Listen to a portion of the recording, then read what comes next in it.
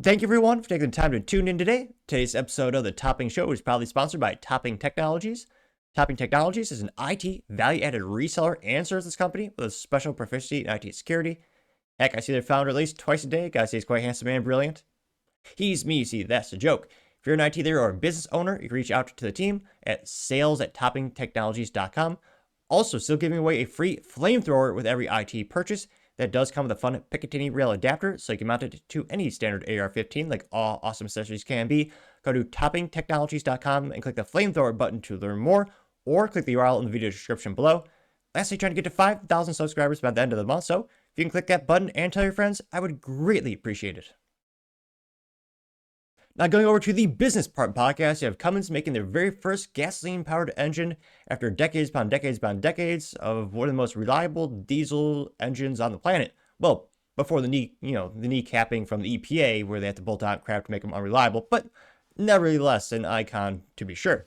Now this comes to us thanks to Motor1.com, specifically Chris Smith over there. Here you can see the little engine there right now, and they say, quote, Cummins just announced their first gas-powered engine. The B67 octane will be available for medium-duty trucks. There you go.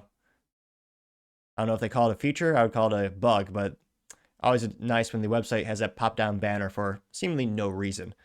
Now, Chris Smith says, quote, few names are synonymous with diesel power as much as Cummins.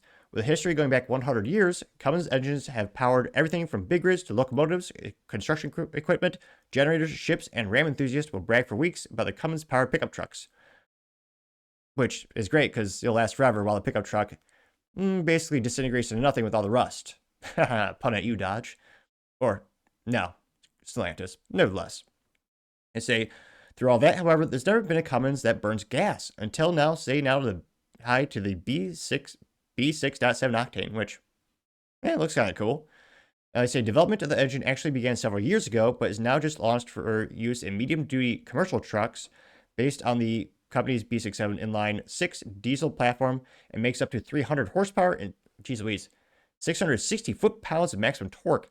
Lower output versions in the 2,000 horsepower range with 600 foot-pound of torque are also available. Preliminary data shows the torque doesn't hit quite as low as a comparable B6.7 diesel, but still maxes out around 1,000 to 6,000, or sorry, 1,600,000 to 1,800 RPM. Now, I was going to say, you can see a little comparison graph right there.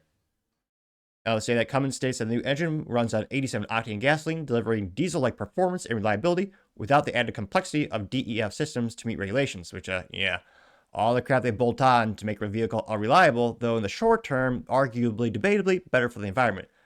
Interestingly enough, federal vehicles are not kneecapped by these things. They say that on that front, the engine is both CARB and EPA compliant for 2027. Hooray! Those guidelines may be changing anyway, though, to the Trump administration, because they're going to try to make it so you can actually make cars that are reliable again. They say that Cummins claims the B6 octane is 10% better versus the comparable gas engine. According to Equipment World, the new engine will launch with Kensworth in class 5 to 7 trucks. That covers the T80. Well, for a second, I thought there's a Terminator there. We're safe for now. And the T480 models used primarily as straight trucks versus tractor applications. Ability in other vehicles or applications are unknown at this time. So talk about, I was going to say, slowly but surely innovation. After 100 years, they decided to go into the gasoline-powered world. So it'll be interesting to see how successful these are, and for owner-operators, how reliable they are in comparison to the diesels that they made before. Yeah, let's just say I don't think this will be, a main portfolio. It won't be a main part of the company's portfolio, but it might be a contributing factor. Let me know, what do you think this will do to their bottom line? Do you think it'll increase sales by even, single digit or maybe double digit percentage? And is this something you would entertain if you're an owner operator? Let me know in the comments, because as always, be fascinated to hear what you have to say. Thank you everyone for taking the time to tune in today. Again, try to get to 5,000 subscribers by the end of the month, so you can click that button. I greatly appreciate it. Also, give me a thumbs up, thumbs down, or comment. It's a great way to give me some additional feedback, letting me know how I can make the show better and better. Lastly, don't forget to take time to tell your family, tell your friends, tell your coworkers, heck, tell your enemies, tell anyone and everyone. Just stay safe and fight the good fight.